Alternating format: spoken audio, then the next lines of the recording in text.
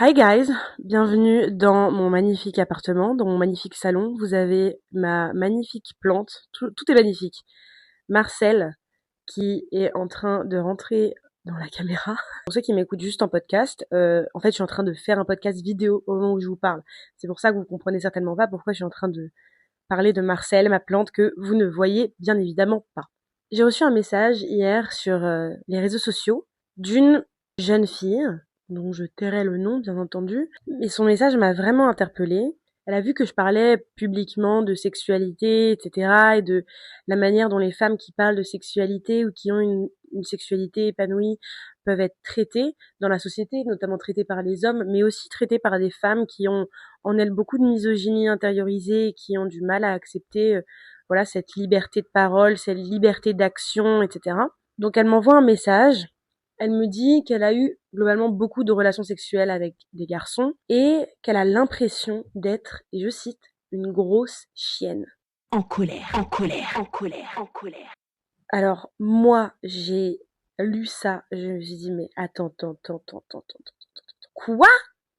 Qui que quoi? Comment? C'est-à-dire, je veux dire, ce mécanisme de pensée-là, c'est typique féminin. Non pas parce que c'est dans notre nature, mais c'est parce que les hommes nous ont fait tellement culpabiliser pour être qui on est, le fait d'être qui on est, et j'en parle dans mon épisode sur les sorcières, le fait d'être, voilà, bruyante.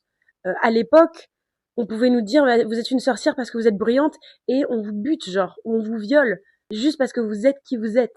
Donc le fait d'être qui on est, de génération en génération, c'est devenu une sorte de traumatisme où les femmes ont appris à se rendre minuscules, à être toutes petites pour pas déranger. Et on en vient à ça, quoi. On en vient à notre époque actuelle, des femmes qui sont libres, des jeunes filles qui s'amusent, qui ont envie de découvrir le plaisir, de découvrir leur corps, et qui vont se dire qu'elles sont des chiennes. Et je me dis, quelqu'un a dû le lui dire, ce mot-là. T'es une chienne. Elle l'a pas inventé, je pense pas qu'il est venu par lui-même, elle a dû le voir quelque part, elle a dû voir que certaines autres femmes étaient traitées de chiennes quand elles couchaient beaucoup. Et voilà, elle me dit vraiment, j'ai l'impression d'être une grosse chienne, et qu'en plus, les hommes me font comprendre que je ne suis pas une fille bien, quoi. Parce que j'ai couché avec beaucoup de mecs. Alors que les mecs ne se disent pas ça. En tout cas, je n'ai jamais rencontré un homme qui, parce qu'il a beaucoup couché avec des femmes, se dit je suis vraiment un mauvais gars. Je suis vraiment une mauvaise personne. Personne ne voudra jamais de moi parce que j'adore aller coucher avec des gens. Je n'ai jamais vu ça, nulle part. Je n'ai jamais vu un mec qui se sentait mal parce que il se branle, genre parce qu'il découvre son corps. J'ai jamais vu un mec qui a l'impression d'être un énorme enculé parce que il adore s'amuser en fait. Je n'ai jamais rencontré un mec qui se dit tiens, j'ai beaucoup donné mon corps à d'autres personnes et du coup je suis un chien. Non, parce que même la notion de donner son corps, ça c'est très intéressant. Les mecs ne se disent pas, en tout cas je crois, qu'ils donnent son corps. Et le mot donner, on donne quelque chose à quelqu'un, ça c'est vraiment un truc, je trouve, qui est lié aux femmes. Le fait de perdre la virginité, de la donner, de tiens, je t'offre ce joli cadeau, je t'offre une virginité. Il y a cette notion de perte. Il y a cette idée que on est en train de perdre quelque chose. Et après, c'est dans le langage commun maintenant. On dit avec qui t'as perdu ta virginité, nanana, et ça, on le dit à la fois pour les garçons ou pour les filles. Mais vraiment, il y a un truc dans le fait de la femme donne, elle donne sa petite fleur. Je me donne à toi. Et l'homme, il est moins en mode je donne mon pénis.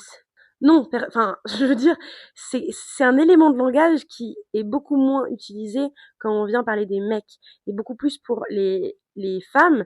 Et je pense que ça vient encore de ce truc de faire culpabiliser les femmes.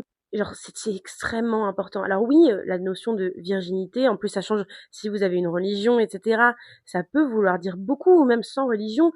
On parle aussi d'intimité, on parle d'une relation, on parle d'une connexion à l'autre. Donc bien entendu, c'est quelque chose qui est important, mais plus que ça, je trouve qu'on a donné une ampleur qui va bien au-delà de juste voilà la sphère intime de oh tiens ça c'est important pour moi parce que telle ou telle valeur, parce que j'ai tel idéal de vie. C'est devenu vraiment un truc sociétal de si tu donnes ta touche, t'es une pute parce que t'as pas bien choisi et que t'es pas vierge et qu'il faut être vierge et parce que si t'es pas vierge, alors t'es pas pure. Comme si les femmes, en couchant avec un homme, on devenait sale. Mais un homme qui couche avec une femme ne l'est pas. Mais il faut m'expliquer. Du coup, ça veut dire que c'est l'homme qui est sale. Si moi, en couchant avec un homme, je deviens sale, ça veut dire que ce que l'homme me donne, c'est sale. Mais alors punissez les gars. Je veux dire, pourquoi c'est à la meuf de se dire que c'est à elle d'être punie, qu'en fait personne ne va vouloir d'elle, qu'en fait c'est une chienne parce que elle couche avec des gars. Bah, ça n'a aucun sens en fait. Ça n'a aucun sens. C'est juste mensonge sur mensonge sur mensonge qu'on empile, voilà, pour créer un système d'oppression sur des femmes, des jeunes filles qui vont grandir avec, voilà, cette culpabilité en elles et ce sentiment de honte, de oh mon Dieu, je devrais pas faire ça. Et pire, je ne devrais pas aimer ça. Je ne devrais pas aimer le sexe. Je ne devrais pas dire tout fort que j'aime le sexe, que je me masturbe, que tous les mardis midi, j'adore me faire prendre en levrette. Cette phrase-là, elle gêne. Et même moi, je l'entends avec mon moi d'avant, mon moi de avant que je devienne féministe. Je me fais violence pour vous parler comme ça, mais je continuerai à me faire violence et je me fais violence constamment tous les jours. Je fais exprès d'être vulgaire et d'être dans la provoque parce que c'est important, parce que pourquoi dire ça c'est provoquant? C'est provoquant simplement parce que je suis une femme. Il y a quelqu'un qui m'a dit non, si un mec parlait comme toi, c'est tout aussi mauvais, machin. Non, ça c'est un mensonge, tu fais exprès de pas comprendre. Un mec qui parle comme moi, tu peux te dire oh c'est pas bien, mais tu vas pas en faire tout un pataquès, tu vois. Alors qu'une meuf qui parle comme je parle, certes tu te dis oh c'est pas bien, mais en plus de ça, ça va prendre toute une ampleur de c'est dégueulasse, elle a pas honte, elle se prend pour qui, et sa pauvre famille, et tout de suite il y a un intérêt pour ma famille. Si autant de mecs couchent avec des meufs, ça veut dire qu'il y a aussi beaucoup de meufs qui kennent en fait.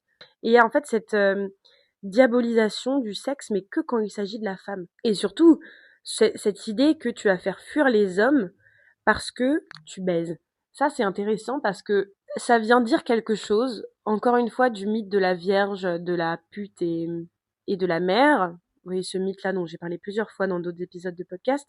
Les hommes, ils veulent une meuf qui va baiser avec eux. Ils sont obsédés par le cul, les mecs. Eux-mêmes le disent sur des trucs que j'ai postés dans mes podcasts, etc. Vous imaginez pas, je me reçois aussi des commentaires, ou même sur les réseaux, je me reçois des commentaires de mecs qui disent nous, on pense au sexe tout le temps, et nanani, et nanana. Les mecs le disent, ils veulent pouvoir ken sans attache. Suffit d'être dans le monde du dating actuel. Moi, en tout cas, la majorité des mecs que j'ai rencontrés dans le passé, c'était coucou, on se pécho, je te parle plus. Coucou, je veux ton cul, je te parle plus. Et ça rime en plus. Mais franchement, c'est ça. Donc ils veulent quelqu'un comme ça, mais par contre, pas pour la vie. Alors que un mariage qui ne dure pas, c'est aussi un mariage dans lequel il n'y a pas de sexe. Je veux dire, le sexe, c'est aussi un élément important du mariage. Mais pourtant, on considère qu'une femme qui fait beaucoup de sexe, elle n'est pas mariable. J'ai beaucoup de mal avec ça. Moi, j'ai pas rencontré de mec qui me disait je veux une meuf vierge pour le mariage. Ça fait pas partie des gens qui sont autour de moi, mais je pense que des personnes qui sont très religieux, très croyants, c'est quelque chose qui existe. Mais le pire, c'est que je vois beaucoup de vidéos aussi sur TikTok de jeunes femmes musulmanes, par exemple, qui veulent se préserver, qui ont cette volonté, voilà, de d'avoir leur première expérience sexuelle après le mariage. Et en fait, des mecs qui savent exactement la position de ces jeunes femmes-là et qui leur disent ouais, j'ai vraiment envie de toi ce soir, machin. Vous allez me dire c'est un message lambda, mais quand tu sais que c'est à l'opposé de la religion de la personne, et là on parle d'un mec musulman qui lui dit la même chose, donc c'est-à-dire que t'as des mecs qui vont être dans cette même religion et qui vont être ok pour aller baiser partout et ils vont pas avoir cette impression encore une fois qu'ils donnent quelque chose, c'est plus eux qui prennent. Il y a cette idée, je pense que c'est un peu impossible pour beaucoup de gars de comprendre qu'en fait les meufs ont aussi, voire même beaucoup plus le pouvoir sur eux qu'ils ne le pensent. Il y a cette notion de fille facile, etc. C'est hyper simple, mais c'est elle qui t'a démonté. Je veux dire, une meuf qui a envie de coucher avec un mec, tu lui donnes 5 minutes, elle trouve quelqu'un. Hein. Les hommes sont simples, d'une simplicité folle quand il s'agit de sexualité. Mais tu demandes à n'importe quelle fille. Et même les mecs qui disent ben moi aussi, si je trouve une meuf, c'est moi qui ai décidé. Non, c'est elle qui t'a targeté avant que tu la targetes. C'est juste qu'on a tellement sous-estimé les meufs qu'on part du principe que oui, elles sont pas au courant. c'est elle qui a fait que. C'est pas parce que c'est toi qui es en train de lui foutre une bite dans la chatte que c'est pas elle qui te domine. Et pour toutes ces femmes qui se disent qu'elles ont l'impression d'être des chiennes, mais en fait, il y a aussi ce truc de est-ce que c'est si mal? Ma coach m'avait dit à un moment ce truc-là, donc quand il y a un mot que tu te répètes souvent, essaye de te l'approprier. Au pire, quoi? Bah, t'es une chienne. Mais genre, own it, tu vois. Own it. Tu couches avec plein de mecs, mais girl, bah ouais, let's go. Waf waf. Slay. Own it. Là, tu montres le chemin pour toutes ces femmes qui ont eu des mariages malheureux à ne pas baiser pendant des années avec leur mari qui fait 3 poussées comme ça, et qui ont jamais joui. Là, tu les honores, mais vas-y, ma meuf, en fait. Mais vas-y, girl. Le plaisir, il est diabolisé de fou, quoi. Le fait qu'une femme prenne les décisions, soit libre de décider que ça va être comme ça va se passer comme ça. Et en fait, je vais baiser ce mec-là, et le lendemain, ce mec-là, et même plusieurs mecs dans la même soirée, ou plusieurs fois le même mec, et tatati, et tatata, et j'ai envie de faire telle position. T'as le droit. Slay. C'est tout ce que j'ai à dire, slay. Vous venez d'écouter un épisode du podcast En colère. Si vous êtes toujours zen, c'est que vous n'avez pas écouté assez fort. Vous trichez. Bon alors maintenant, soit vous allez crier dans votre oreiller, soit vous écoutez l'épisode d'après. Allez, oust!